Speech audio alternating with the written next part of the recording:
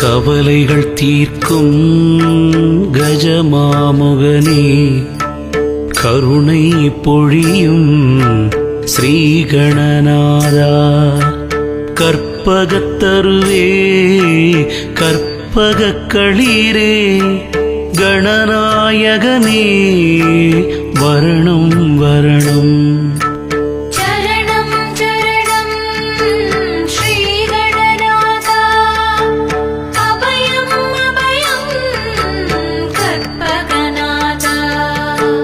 ஆதிமூலமே ஸ்ரீ கணேஸ்வரா, அபயம் தருவாய் கரிமுகநாதா, கற்பகநாதா பிள்ளையாரப்பா, கவலைகள் தீர்க்க வருவாயப்பா.